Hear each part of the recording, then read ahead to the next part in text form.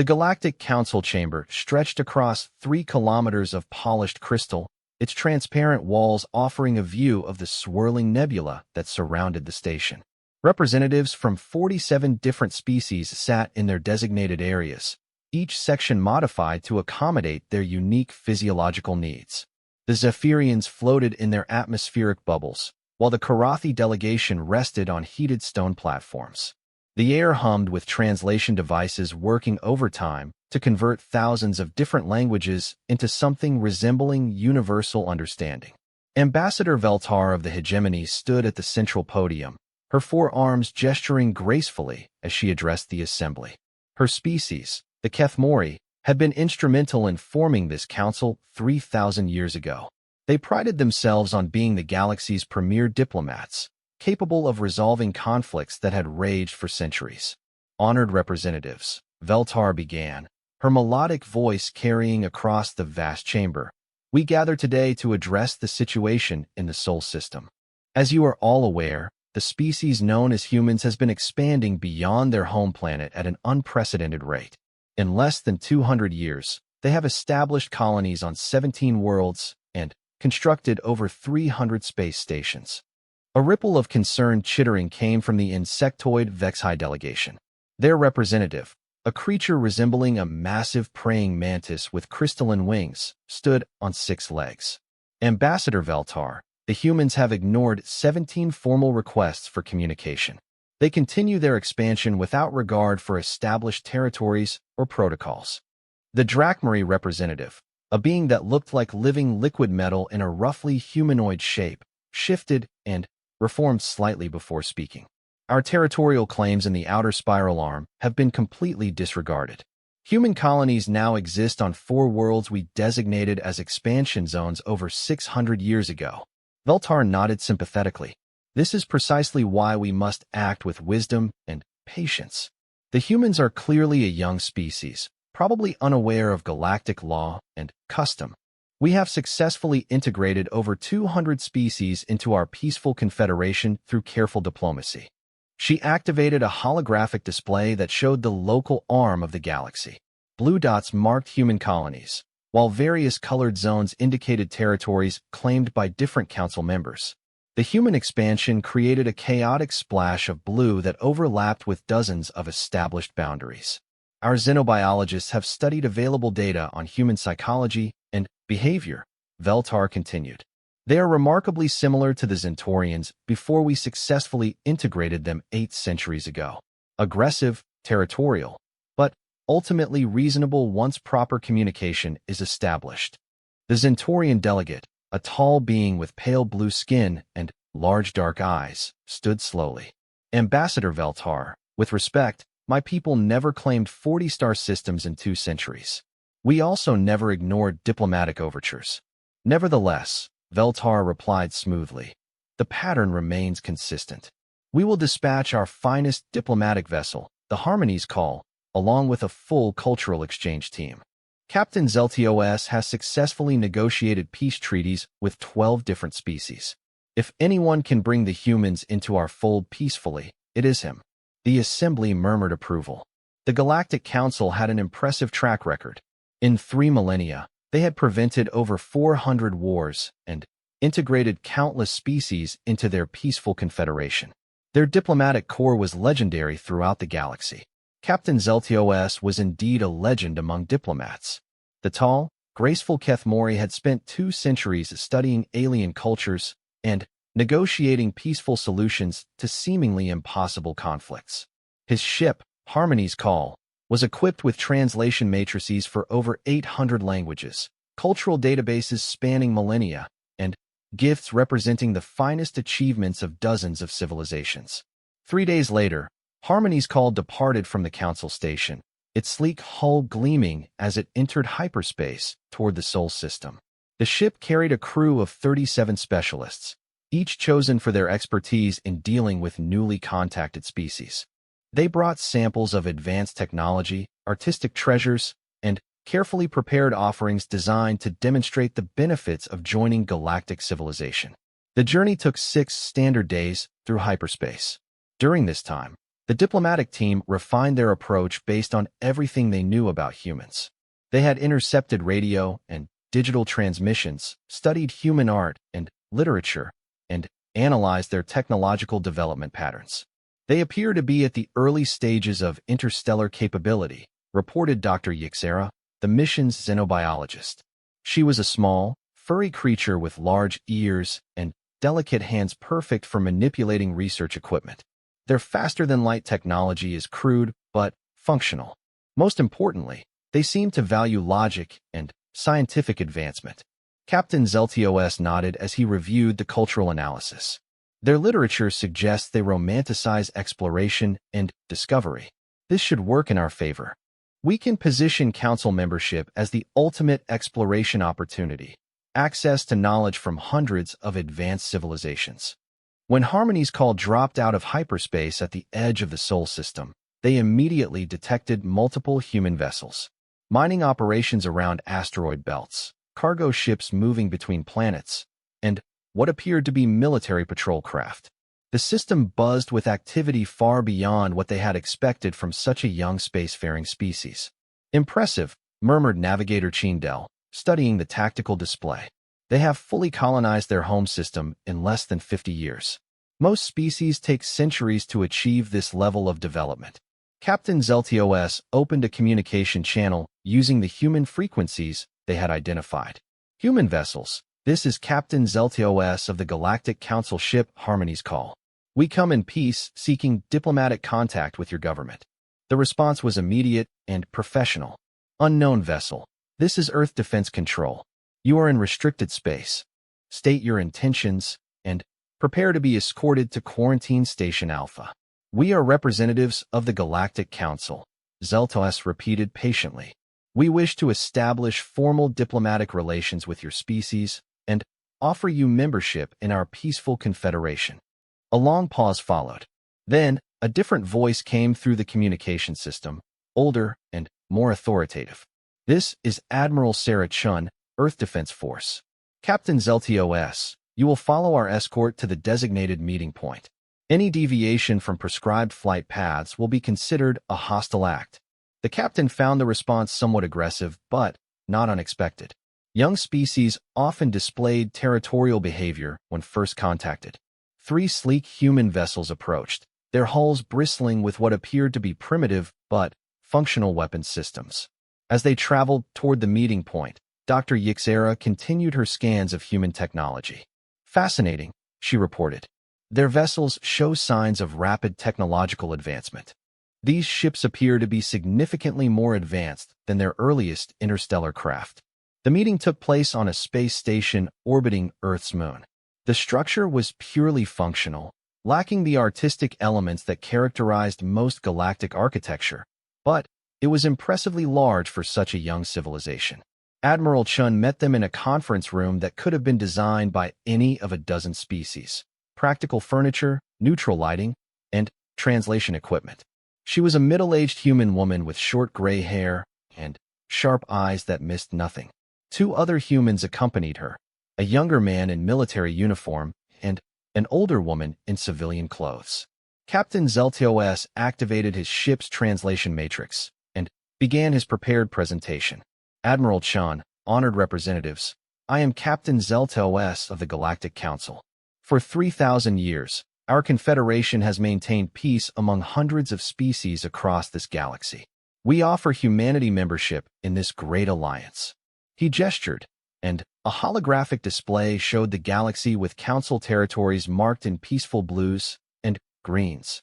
Membership provides access to advanced technology, cultural exchange, protected trading rights, and, most importantly, guaranteed peace with all member species. Admiral Chun listened without expression. When he finished, she was quiet for several moments before responding. Captain Zeltios, we appreciate your offer. However, we need to understand something first. Your council controls how much of the galaxy? Approximately 67% of inhabited systems, Zeltios replied proudly. We have successfully prevented countless wars and brought prosperity to billions of beings. And the remaining 33%? Various unaligned systems, some primitive species not yet ready for contact.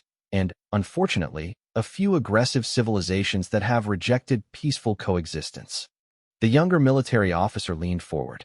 What happens to species that reject council membership? Captain Zeltios hesitated. This was not usually a question that arose during first contact. The council respects the sovereignty of all species. However, continued expansion into council-protected territories or aggressive actions against member species would naturally require response. Admiral Chin's expression grew colder. What kind of response? Economic sanctions initially. Trade restrictions. If truly necessary, collective military action to protect council members. So membership is mandatory for any species that wants to expand beyond their home system. Admiral Chun, you misunderstand. The Council has established territorial boundaries and resource allocation systems that have prevented galactic war for millennia. These systems require universal participation to function effectively. The older civilian woman finally spoke. Captain Zeltos, what you're describing sounds less like an invitation and more like an ultimatum. Join your council or be confined to our home system. Dr. Martinez raises an excellent point, Admiral Chen added. Let me be clear about humanity's position. We have no intention of joining any galactic government. We will establish our own colonies, explore the galaxy as we see fit, and defend ourselves against any force that tries to stop us. Captain Zeltios felt the first stirrings of concern. In 3 centuries of diplomatic contact, he had never encountered such immediate and total rejection. Admiral, surely you understand the benefits of peaceful cooperation. The Council can offer your species technology that would advance your civilization by thousands of years. We prefer to develop our own technology, the younger officer replied. We've learned not to rely on others for our survival. The meeting continued for several hours, but no progress was made. The humans were polite, but absolutely firm in their refusal to accept Council authority. They would not recognize territorial claims, submit to Council jurisdiction, or limit their expansion in any way. When Captain Zeltios returned to his ship, he was deeply troubled. In his experience, species that initially rejected Council membership eventually came around once they understood the benefits. The humans were different. They seemed to view the Council not as a benevolent alliance, but as a threat to their independence. Dr. Yixera, he called his xenobiologist. I need a complete analysis of human psychology based on our interaction. The furry scientist worked through the night, reviewing recordings of the meeting and comparing human responses to her database of species behavior patterns. Her report was disturbing. Captain, humans appear to have what we would classify as extreme independence orientation. They show no deference to superior technology or established authority. Most concerning, they seem to interpret any restriction on their expansion as an existential threat. Surely they will reconsider once they understand the consequences of continued expansion into Council territory. Sir, based on their behavior patterns and historical records we intercepted, I believe the opposite is true. Threats will only make them more determined to resist. Their species appears to have evolved in an extremely competitive environment. They view any attempt to control them as a challenge to be overcome. Captain Zeltios stared out at the blue-white planet that hung in space before them. In his long career, he had never encountered a species that seemed so determined to choose conflict over cooperation. But he was a professional diplomat. There had to be a solution. He opened a communication channel to the Galactic Council. Ambassador Veltar, I am transmitting my initial report. The humans have rejected Council membership and declared their intention to continue expansion regardless of territorial boundaries. The response took several hours due to the distance.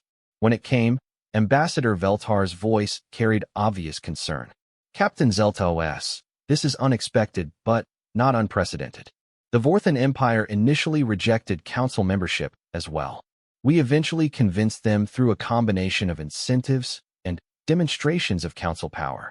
Perhaps the humans simply need to understand the consequences of their position. Ambassador, I respectfully disagree. The humans are not like the Vorthans. They appear to view any external authority as inherently hostile. I recommend we consider alternative approaches. Captain, you have dealt with difficult species before. I have confidence in your abilities.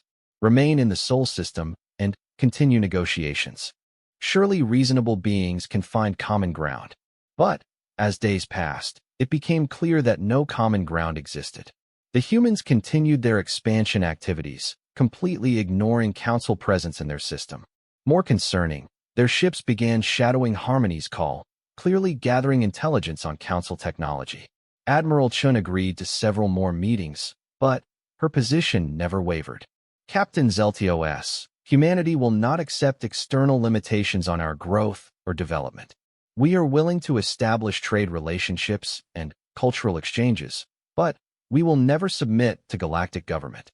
Admiral, you must understand the reality of galactic politics. The Council controls the majority of inhabited space. Continued expansion will inevitably lead to conflict with member species. Then, we will deal with those conflicts as they arise. The casual way she said it chilled Captain Zeltios. These humans spoke of potential galactic conflict as if it were a minor inconvenience rather than a catastrophe involving trillions of lives. His final report to the Council was grave. Ambassador Veltar, I have concluded that humans are fundamentally incompatible with Council membership. They possess what I can only describe as pathological independence. They will not accept any external authority and appear willing to fight the entire galaxy to maintain their freedom. Captain Zeltis, surely you exaggerate. Ambassador, during our last meeting, Admiral Chun was informed that continued expansion would put them in conflict with over 30 Council member species. Her response was to ask for detailed star charts showing the locations of potential conflicts, not to avoid them, but to prepare for them. The silence from the Council was long and telling. Finally, Ambassador Veltar responded, Captain, return to Council space immediately. We must convene an emergency session to address this situation. As Harmony's call departed the Sol system, Captain Zeltos watched human ships continue their routine operations. They had not been intimidated by Council technology or impressed by Council achievements. If anything, their intelligence gathering suggested they viewed the Council as a potential enemy to be studied and understood. For the first time in his long diplomatic career, Captain Zeltos feared that peaceful resolution might be impossible. The humans were not simply another species to be integrated. They represented something the galaxy had not seen in millennia, a civilization that would rather fight than submit. The journey back to Council space gave him time to review everything they had learned about humanity. Their rapid technological advancement, their expansion rate, their absolute refusal to accept limitations. All of it pointed to a species unlike any other in the galaxy. When Harmony's call docked at the Council station, Ambassador Veltar was waiting with a full diplomatic escort. The emergency session had already been called. As Captain Zeltos walked through the familiar corridors toward the assembly chamber, he wondered if the galaxy was about to face its first real challenge in 3,000 years. The humans had tried diplomacy in their own way, by clearly stating their position and refusing to compromise. Now it remained to be seen whether the Council could find wisdom in accepting that some species simply could not be integrated, or whether they would make the mistake of trying to force submission from a species that seemed genetically incapable of surrendering. The emergency session of the Galactic Council convened 6 hours after Captain Zeltos returned from the Sol system. The Great Crystal Chamber buzzed with urgent conversations as representatives from 47 species tried to understand the implications of first contact failure. In 3,000 years of Council history, no species had ever flatly refused membership and declared their intention to ignore galactic law. Ambassador Veltar stood at the central podium, her 4 arms crossed in a gesture that conveyed deep concern among her people. The holographic display behind her showed the human expansion zone, now updated with the latest intelligence gathered by Harmony's call. Honored representatives, she began, we face an unprecedented situation. The species designated as humans has rejected Council membership, refused to recognize territorial boundaries, and stated their intention to continue expansion regardless of galactic law. The Vex High Representative, Supreme Nest Speaker Crixtau, rose on his 6 legs. His crystalline wings vibrated with agitation. Ambassador Veltar, this is exactly what the war planners have warned us about. A species allowed to develop without Council guidance becomes a threat to galactic stability. The humans are not yet a significant military threat, interjected General Morvac of the Drakmary Collective.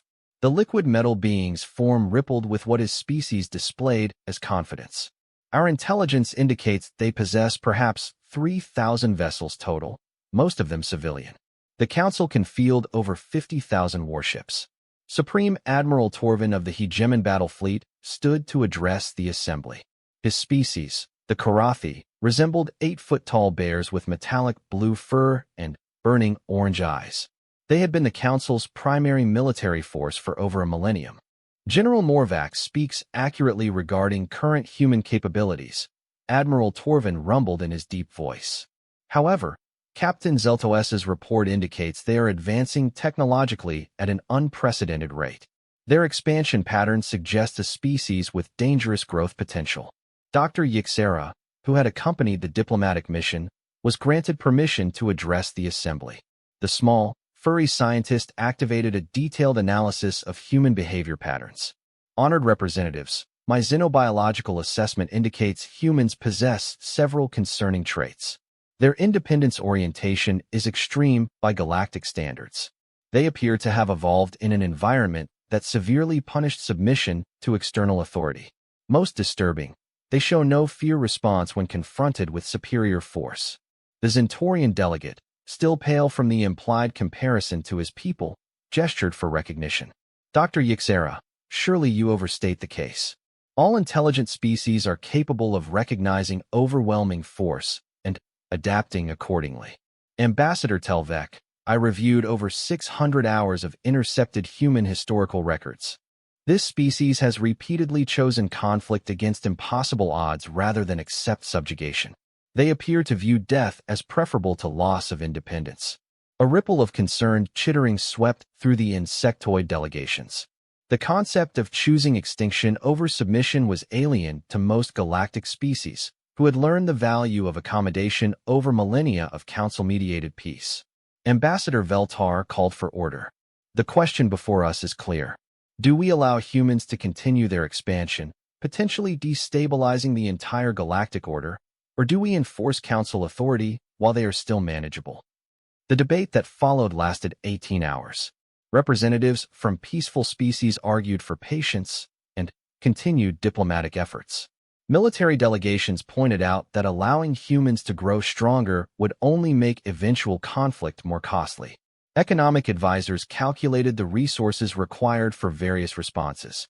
Supreme Nest Speaker Crixtal finally called for a formal motion. The HFY Collective proposes immediate action. Deploy the Council fleet to establish a containment perimeter around human space. Any human vessels attempting to leave their designated zone will be turned back by force. The motion requires a 2/3 majority, Ambassador Veltar announced. All those in favor. The voting took 3 hours as each delegation consulted their home governments. When the final tally was announced, 34 species had voted in favor, 13 against. The motion carried. Admiral Torvin was placed in command of the containment force.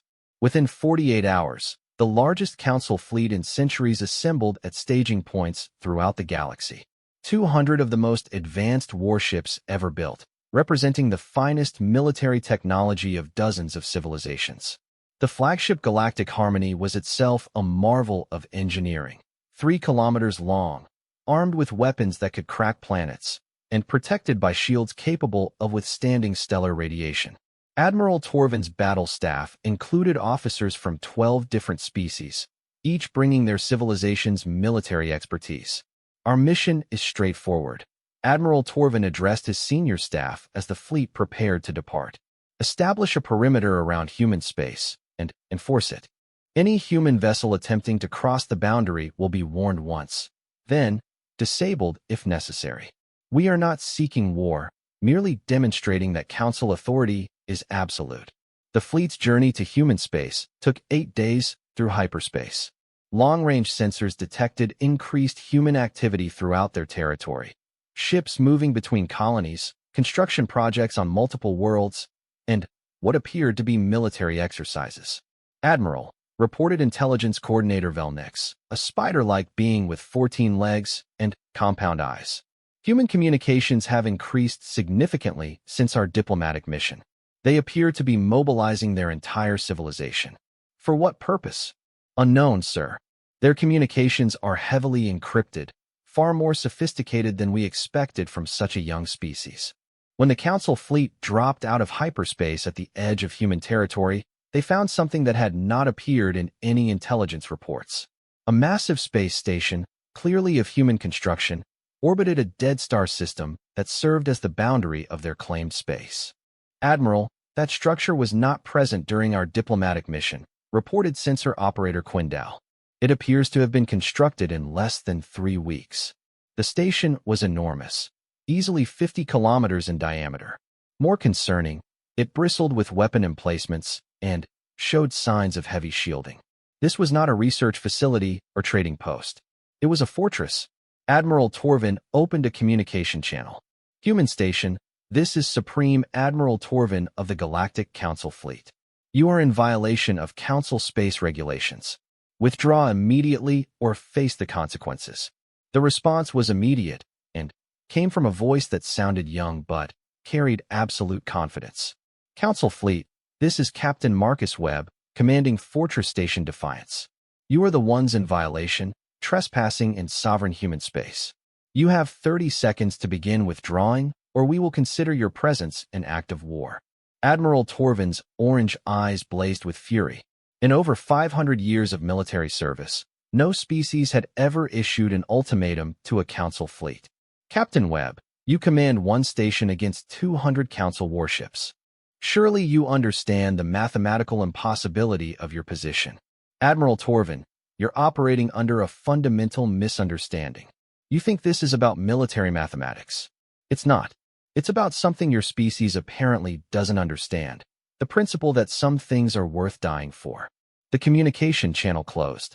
Admiral Torvin stared at the human station, trying to process what he had just heard. Captain Webb had not sounded afraid, angry, or even particularly concerned.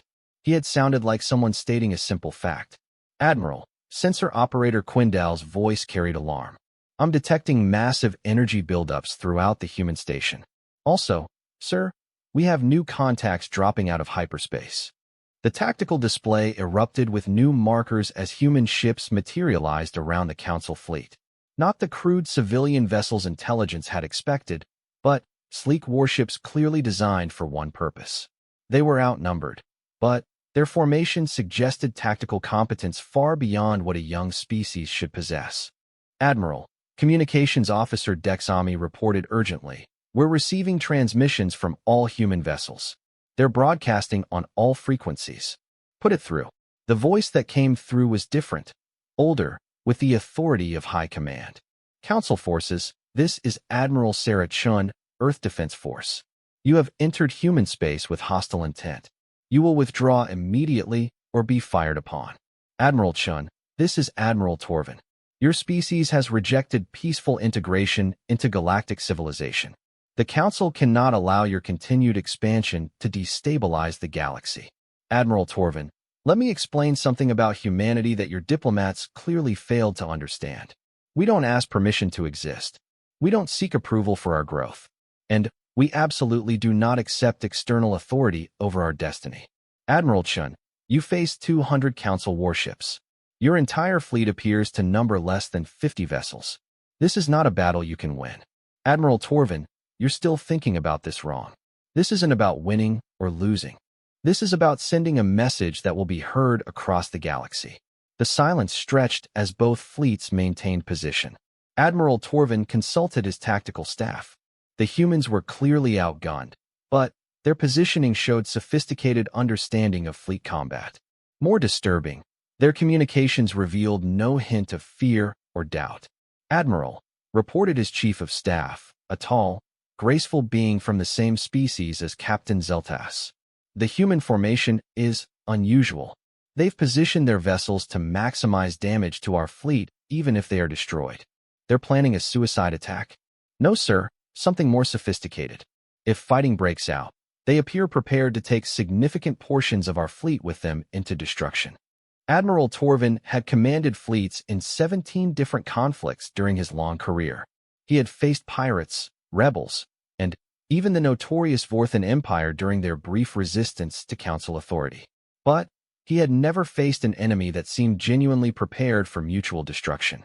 All ships, maintain position, but power weapons, he ordered.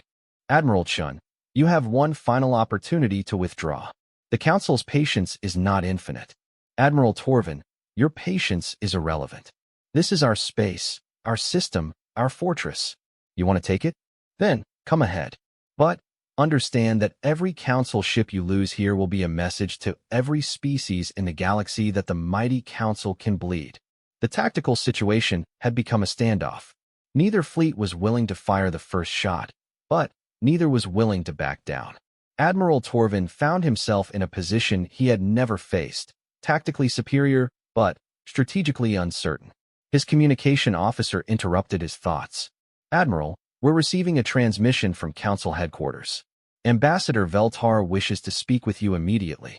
The holographic display activated, showing Ambassador Veltar's concerned expression. Admiral Torvin, report your status. Ambassador, the human fleet is refusing to withdraw.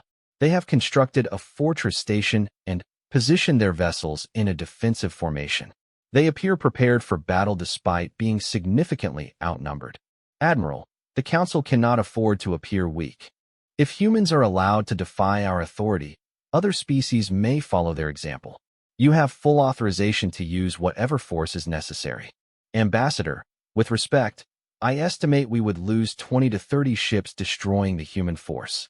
Given their positioning and apparent willingness to fight to extinction, casualties could be significantly higher. Admiral Torvin, are you suggesting the Council fleet cannot handle one primitive species? Ambassador, these humans are not primitive. Their technology may be less advanced than ours, but their tactical sophistication is considerable. More importantly, they appear to have no concept of surrender. The transmission from Ambassador Veltar ended, leaving Admiral Torvin to face an impossible decision. Attack and lose ships to prove Council authority, or withdraw and show that the Council could be defied. As he pondered his options, Sensor Operator Quindao made another disturbing report. Admiral, long-range sensors are detecting massive hyperspace disturbances throughout human territory. It appears they are mobilizing their entire civilization. Their entire civilization? Yes, sir. We're seeing energy signatures consistent with thousands of ships entering hyperspace simultaneously. Admiral, I think every human vessel in their territory is heading toward our position. Admiral Torvin stared at the tactical display as it began filling with new contacts. The humans were not just defending this system, they were committing everything they had to this confrontation. Win or lose, they intended to make it a battle that would be remembered across the galaxy. For the first time in his long military career, Admiral Torvin began to wonder if the Council had made a serious mistake. These humans were not like any enemy he had ever faced. They were not fighting to win. They were fighting to prove that someone, somewhere, would stand against the galaxy's dominant power. The standoff continued as more human ships arrived. Admiral Torvin realized that what had begun as a simple show of force was rapidly becoming the largest military confrontation in galactic history. And at the center of it all, humanity's message was becoming clear to every species watching. Some things were indeed worth dying for. The question now was whether the galaxy was ready for what humanity was prepared to teach them about the cost of forcing submission from a species that would rather burn the stars themselves than accept chains. The standoff at the edge of human space entered its third day as more human vessels continued arriving through hyperspace. What had begun as a confrontation between 200 Council ships and 50 human vessels had transformed into the largest military gathering in galactic history. Admiral Torvin stood on the bridge of galactic harmony, watching his tactical displays with growing concern. The human fleet now numbered over 800 ships, and long-range sensors indicated more were still coming. The composition was unlike anything in his experience. Military vessels mixed with converted civilian craft, mining ships retrofitted with weapons, even passenger liners equipped with missile launchers. Admiral, reported Intelligence Coordinator Velnix, we've intercepted fragments of human communications. They appear to have issued something called General Order 7, total mobilization of their entire species for what they term Species Survival Protocol. They're treating this as an extinction event. Yes, sir. Every human ship, station, and colony is being stripped of essential personnel and resources to support this fleet action. Admiral Torvin's chief of staff, Commander Zelkara, reviewed the latest intelligence summaries. Admiral, the humans are deploying tactics we've never encountered. They're using civilian vessels as mobile supply bases, converted cargo ships as troop transports, and what appears to be automated mining equipment as mobile weapons platforms.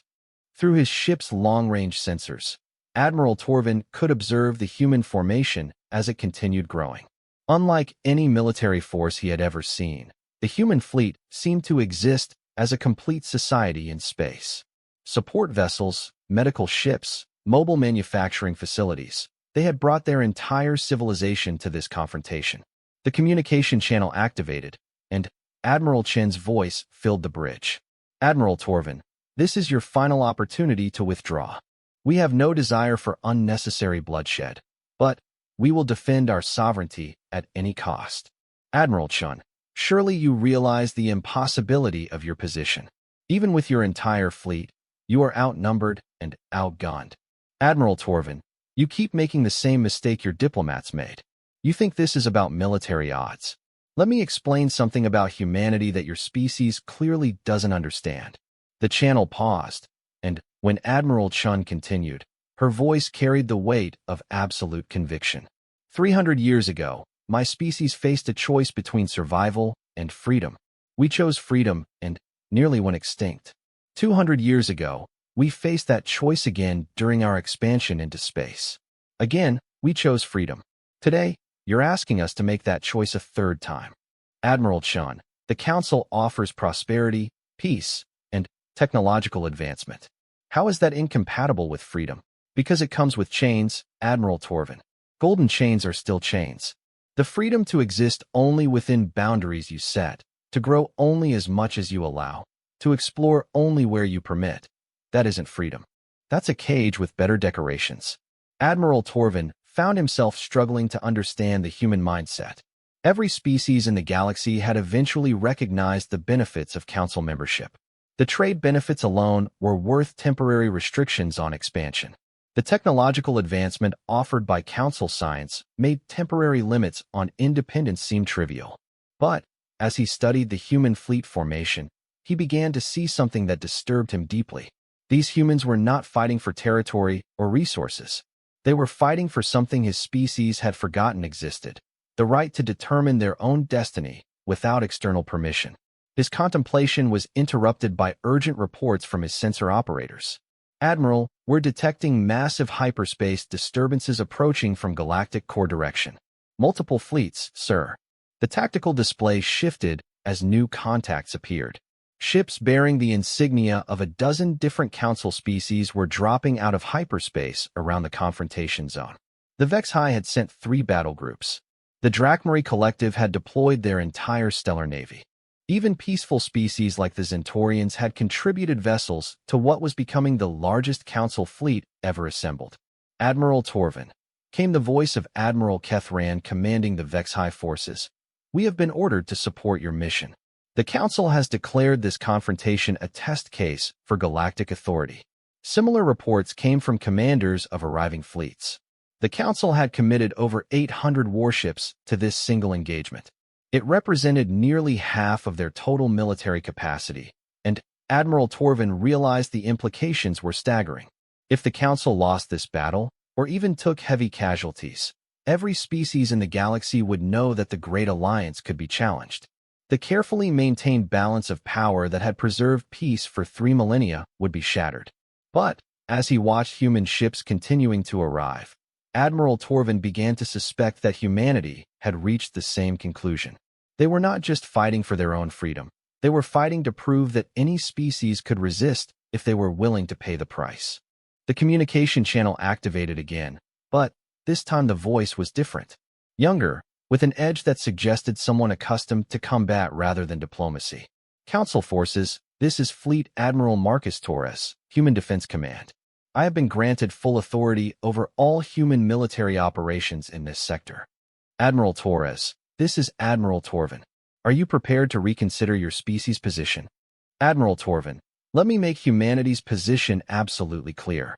We have analyzed your fleet composition, studied your tactics, and calculated the probable outcome of battle.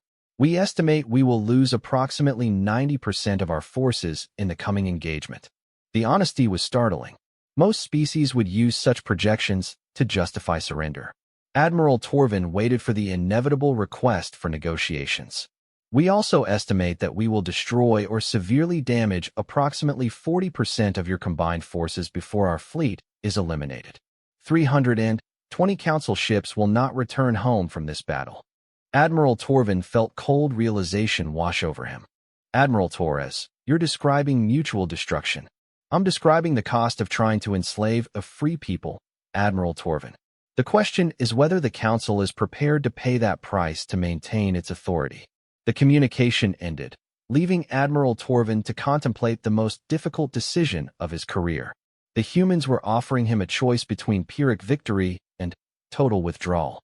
Neither option served Council interests. He was interrupted by his communications officer. Admiral, we're receiving priority transmissions from Council headquarters. The full assembly has been convened. The holographic display activated, showing not just Ambassador Veltar, but the entire Council leadership. Representatives from 47 species stared at him with expressions ranging from concern to barely controlled panic. Admiral Torvin, Ambassador Veltar began. Report your current tactical assessment. The human fleet now numbers approximately 1,200 vessels.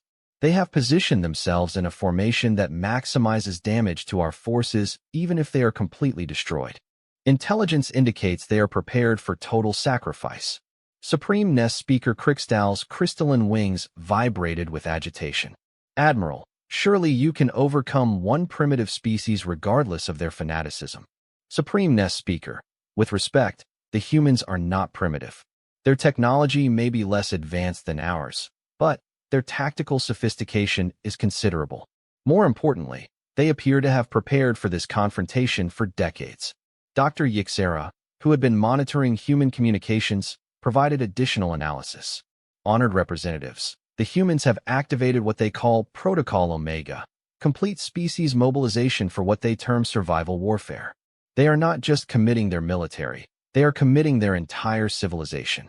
The implications were staggering.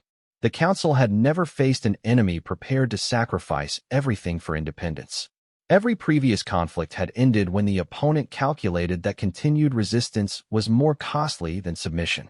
Admiral Torvin, interrupted General Morvac of the Drakmari Collective, what are your projected casualties for a direct assault? Minimum 200 ships destroyed, another 100 severely damaged.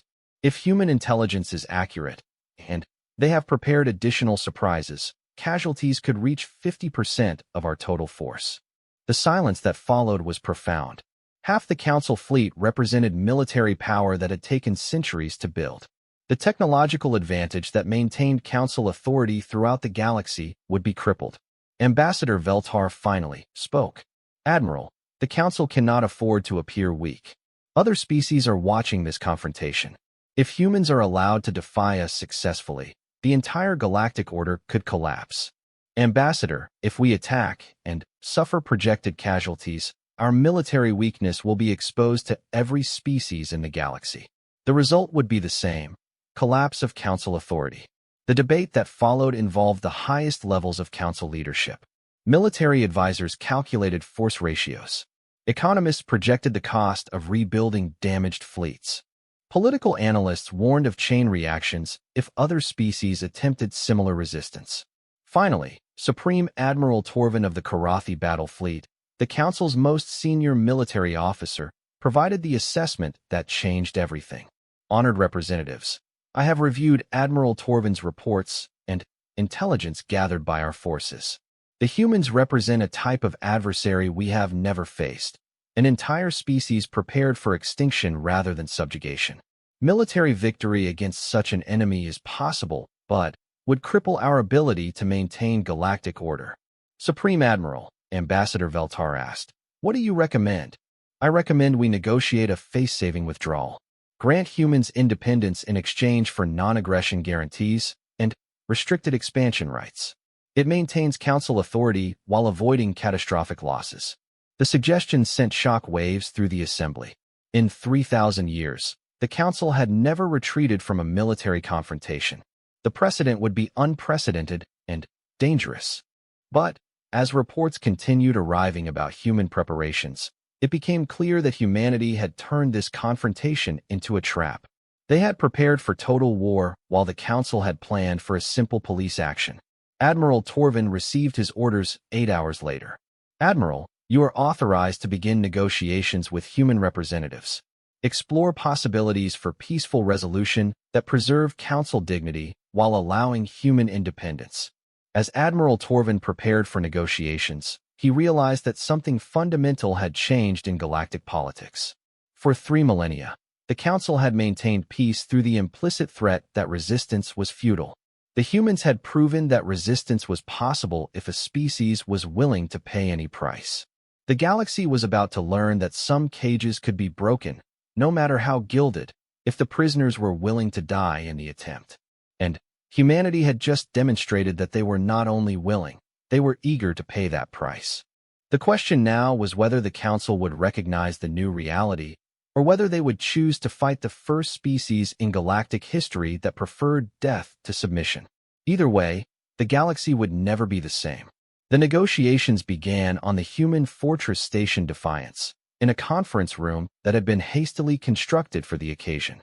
The chamber was purely functional: steel walls, harsh lighting, and furniture that looked like it had been welded together by mining equipment.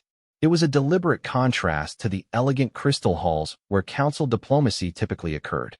Admiral Torvin entered with a small diplomatic staff, including Captain Zeltos and Dr. Yixera. They were met by Admiral Chun, Fleet Admiral Torres, and a woman introduced as Dr. Elena Vasquez, Director of Human Colonial Affairs. The humans had chosen their representatives carefully. Admiral Chun provided military authority. Fleet Admiral Torres represented the combat forces currently surrounding the Council fleet, and Dr. Vasquez brought the political weight of speaking for human colonies throughout their territory. Admiral Torvin, Dr. Vasquez began without preamble. Before we discuss terms, we need to establish one fundamental principle. Humanity will not accept any external authority over our expansion, development, or internal affairs. That is non-negotiable. Dr. Vasquez, surely you understand that galactic civilization requires certain standards and regulations. The Council has maintained peace for 3,000 years through careful management of resources and territories. Fleet Admiral Torres leaned forward, his expression hard. Admiral, let me explain how humans view your careful management. You've created a galaxy where 47 species control everything, and everyone else exists at your sufferance. You call it peace. We call it tyranny with better public relations. Captain Zeltos attempted to steer the discussion toward diplomatic common ground. Surely we can find compromise positions that benefit both parties. The Council offers technological advancement, trade opportunities, and protection from hostile forces. Captain Zeltos, Admiral Chun replied, we've analyzed your technology carefully.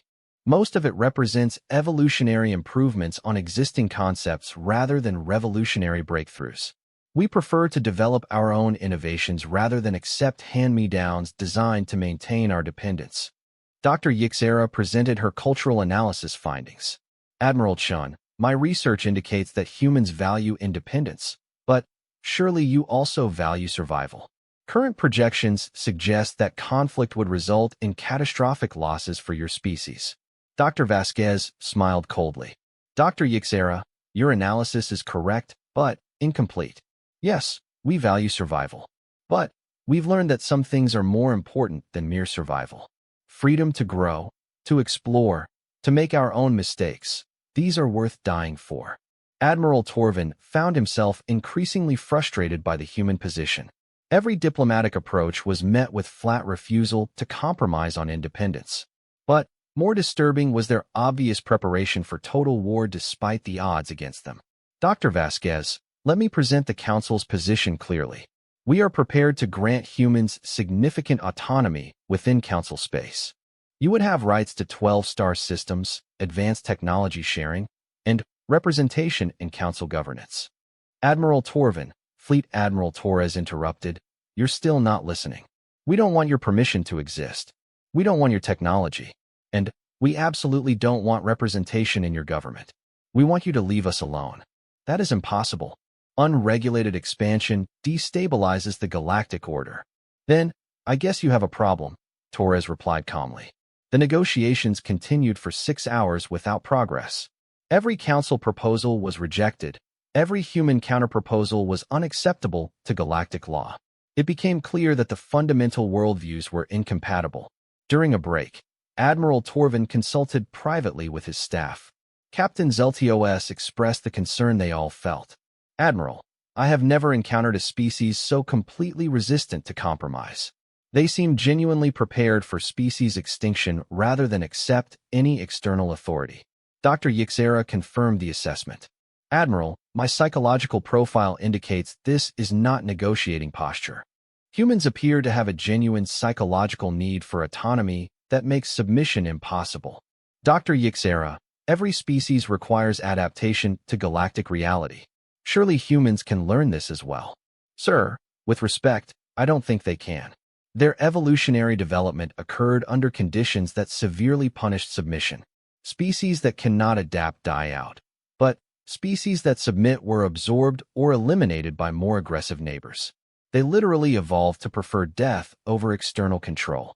Admiral Torvin returned to negotiations with a growing sense that peaceful resolution might be impossible. But he had one more diplomatic option: direct communication with council leadership. Dr. Vasquez, I am prepared to arrange direct communication between human leadership and the full council assembly. Perhaps higher authority can find solutions that we cannot reach at this level. Dr. Vasquez considered the proposal. Admiral, we will agree to one direct communication with your council. But understand that our position will not change regardless of who delivers your ultimatums. The communication was arranged for the following day. The holographic projector in the conference room activated, showing the vast crystal chamber of the council assembly with representatives from 47 species. Ambassador Veltar spoke for the council. Human representatives, the Galactic Council offers you one final opportunity for peaceful integration. We are prepared to grant unprecedented autonomy in exchange for recognition of council authority. Dr. Vasquez stood to address the assembly.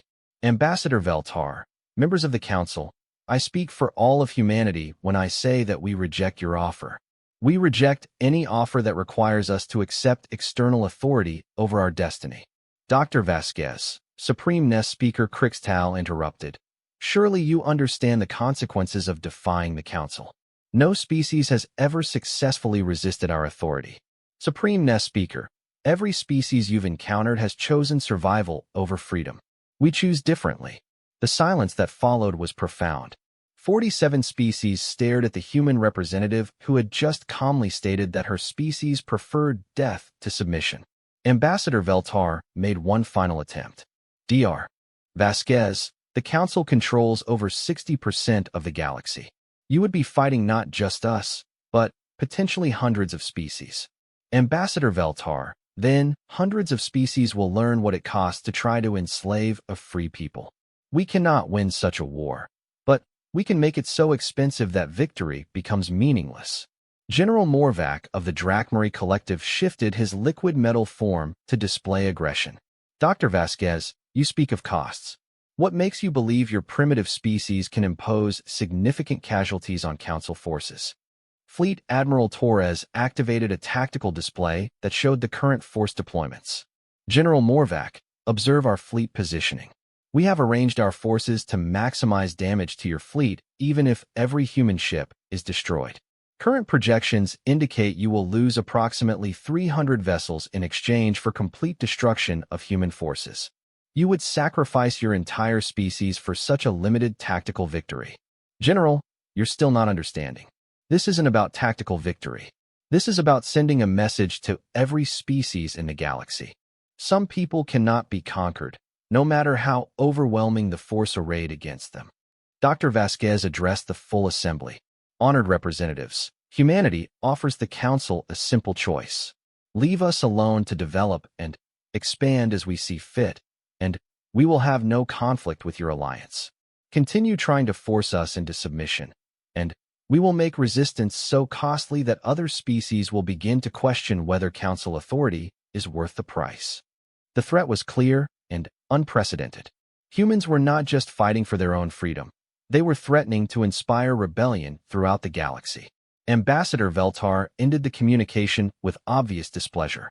Dr. Vasquez, the Council will consider your position and provide our final response within 1 day. After the connection closed, Admiral Torvin found himself facing human representatives who showed no sign of stress or concern despite having just rejected the most powerful alliance in galactic history. Dr. Vasquez, he asked, do you truly believe your species can survive what is coming? Admiral Torvin, survival was never the objective. Freedom is the objective. If we die free, we win. If we live as slaves, we lose. The mathematics are very simple. That evening, Admiral Torvin received intelligence reports that changed his understanding of the situation completely. Long-range sensors had detected massive construction projects throughout human space, not defensive positions, but what appeared to be evacuation facilities. Admiral, reported Intelligence Coordinator Velnex, the humans have been preparing for this confrontation for decades. They have evacuation protocols that would move their entire civilian population to deep space if their colonies are threatened. They're planning to abandon their worlds? No, sir. They're planning to become a completely space-based civilization, if necessary. Mobile populations, mobile industries, mobile agriculture. They appear prepared to survive indefinitely without planetary bases. The implications were staggering. Even if the Council destroyed every human world, the species would survive in space, conducting guerrilla warfare throughout the galaxy. They had planned for the complete destruction of their civilization and found a way to continue fighting anyway. Admiral Torvin realized that humanity had created an impossible military situation. They could not be conquered because they were prepared to abandon anything that could be captured. They could not be contained because they were willing to fight any force that tried to confine them. And they could not be negotiated with because they refused to accept any external authority. The communication from Council headquarters came at midnight ship time. Ambassador Veltar's image appeared in Admiral Torvin's private quarters, her forearms displaying the Kethmori gesture for extreme displeasure. Admiral Torvin, the Council has reached its decision. The humans must be brought under Council authority. Their defiance threatens the foundation of galactic civilization. Ambassador, with respect, the military cost will be catastrophic. Admiral, the political cost of allowing their defiance will be worse. Other species are already questioning Council authority. If humans successfully resist, we will face rebellions throughout the galaxy. Admiral Torvin understood the logic, but he also understood the tactical reality. Ambassador, victory against the humans will cripple our ability to suppress other rebellions. We will win this battle and lose the galaxy. Admiral Torvin, you have your orders. Attack the human fleet and restore Council authority. As the communication ended, Admiral Torvin stared out at the human fleet that filled space around the fortress station Defiance. 1,200 ships crewed by beings who had already chosen death over submission. In 12 hours, he would give the order to attack. By the end of the day, hundreds of ships would be destroyed, thousands of beings would be dead, and the galaxy would learn whether the price of freedom was one that any species was willing to pay. But, as he prepared for battle, Admiral Torvin realized that regardless of who won the coming engagement, the galaxy would never again be the same. Humanity had already achieved their real objective. They had proven that resistance was possible. The Battle of Defiance Station began at 0800 ship time with the largest military engagement in galactic history. Admiral Torvin's orders were simple: destroy the human fleet and restore Council authority. But, as his 800 ships moved into attack formation, long-range sensors detected something that changed everything. Admiral, Sensor Operator Quindal reported with barely controlled excitement. Massive hyperspace disturbance detected beyond the edge of the system. Signature is unlike anything in our databases. Clarify, Operator. Sir, the energy patterns suggest a single vessel of enormous proportions approaching at incredible speed. Mass readings are. Admiral, this is impossible. The object appears to be larger than most space stations. Admiral Torvin studied the sensor data with growing alarm. Whatever was approaching dwarfed anything in the Council fleet. More concerning, it was moving at speeds that should have been impossible for any vessel of that size. The human fleet had stopped its defensive positioning and was pulling back toward Defiant Station.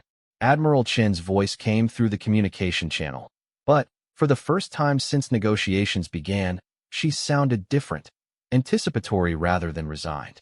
Council Fleet, this is Admiral Chun. You may want to reconsider your attack order. Admiral Chun, no single vessel can alter the tactical balance of this engagement. Admiral Torvin, that depends entirely on the vessel.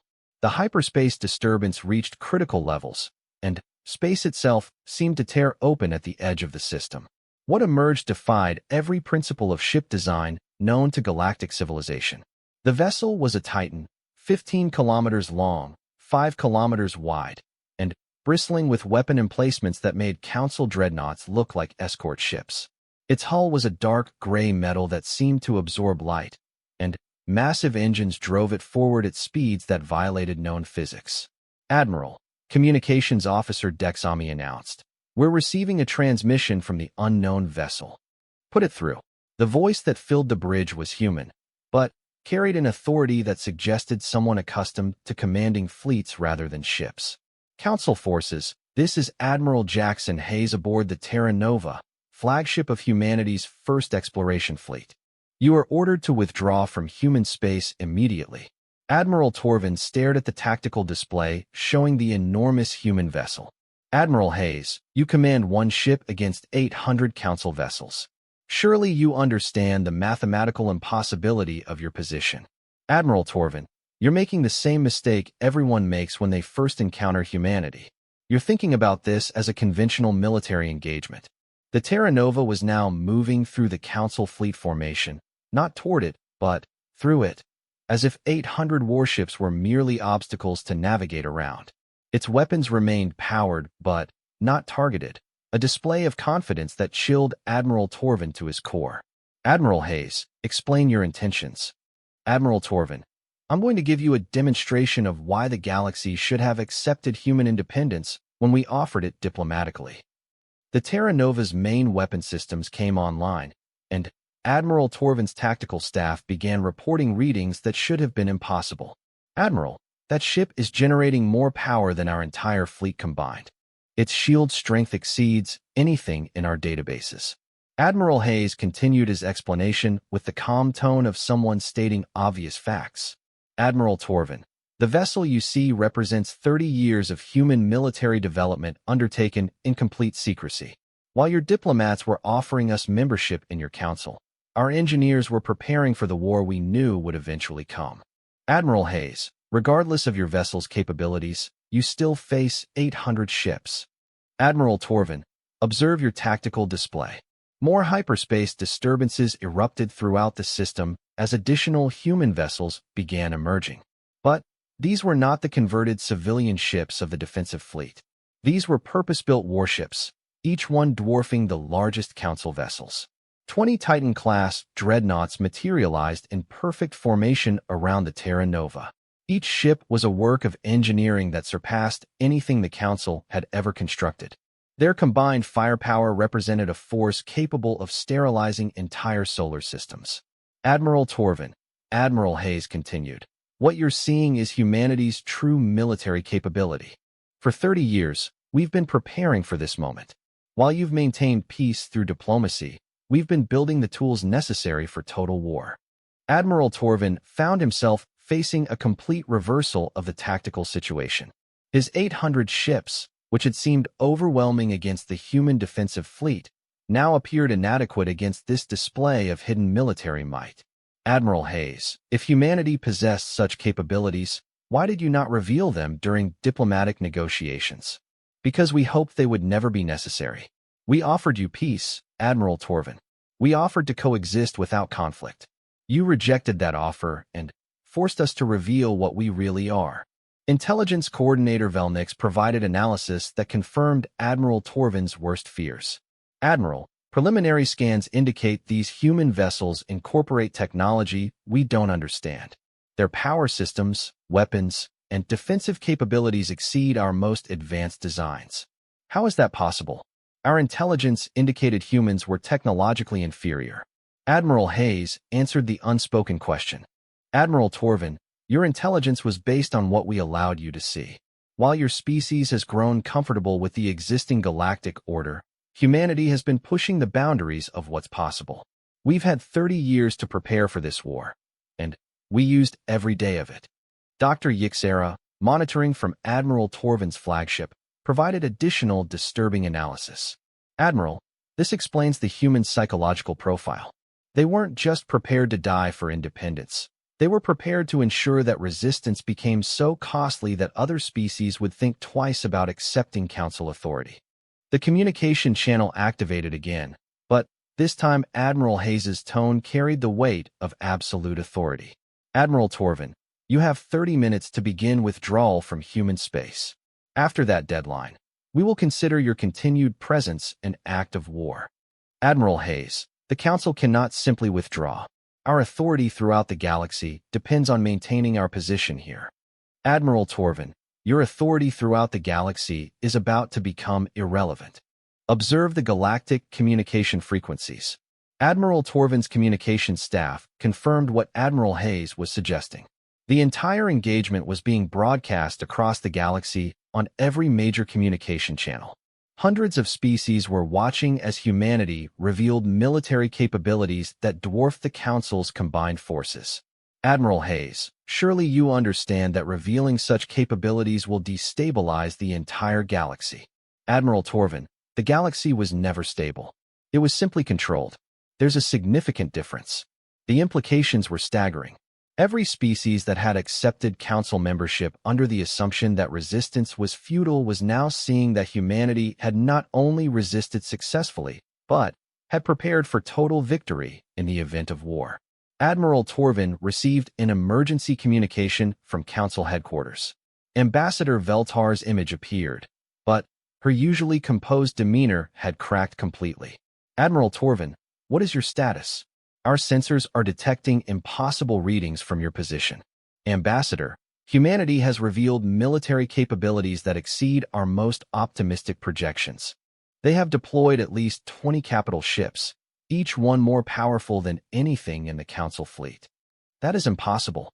Our intelligence indicated, Ambassador, our intelligence was deliberately fed false information for 3 decades. Humanity has been preparing for this war since first contact. The silence from Council headquarters stretched for several minutes. When Ambassador Veltar responded, her voice carried the weight of civilizational shock. Admiral Torvin, you are authorized to begin immediate withdrawal. The Council will need to reconsider our position regarding human independence. As the Council fleet began its withdrawal, Admiral Hayes opened one final communication channel. Admiral Torvin, before you leave human space, I want you to understand something important. We didn't reveal these capabilities to threaten the galaxy. We revealed them to demonstrate what happens when you try to force submission on a species that values freedom above survival. Admiral Hayes, your message has been received. Admiral Torvin, I hope it has, because this engagement will be studied by every species in the galaxy. They'll learn that the Council's authority is not absolute, that resistance is possible, and that some peoples will pay any price to remain free. The withdrawal took 8 hours as 800 Council ships left the system that had become the graveyard of galactic authority. Behind them, humanity's true fleet maintained position around Defiant Station, a monument to the principle that some chains could not be forged, no matter how powerful the forces that tried to create them. Admiral Torvin's final report to the Council was brief and devastating. The humans were never the primitive species we believed them to be. They have demonstrated military capabilities that render Council authority meaningless. More importantly, they have broadcast that demonstration to the entire galaxy. In the weeks that followed, 17 species formally withdrew from Council membership. 34 others demanded renegotiation of their agreements. The carefully maintained balance of power that had preserved peace for 3 millennia collapsed as species throughout the galaxy realized that the supposedly irresistible Council could be defeated. The Battle of Defiant Station lasted less than 12 hours, but its consequences echoed across the galaxy for generations. Humanity had kept their promise. They had made resistance so costly and inspiring that the price of maintaining galactic authority became higher than any civilization could pay. The Galactic Council still existed, but its power was broken. In its place, a new order emerged based on voluntary cooperation rather than forced submission. And at the heart of that new galaxy stood humanity's message, proven in fire and broadcast to the stars. Some things are worth dying for, and freedom is the most precious of all. Admiral Hayes's final transmission to the galaxy became the founding principle of the new order. The universe is vast enough for all of us to grow, explore, and flourish without asking permission from those who got here first. Today, we prove that tyranny, no matter how ancient or powerful, can be broken by those willing to pay freedom's price. The galaxy had tried diplomacy with humanity and failed to understand that some species cannot be negotiated into chains. Then, humanity's Titan had arrived and shattered not just the Council fleet, but the entire foundation of galactic civilization. In its place, they offered something the galaxy had forgotten existed: the right of all peoples to determine their own destiny among the stars.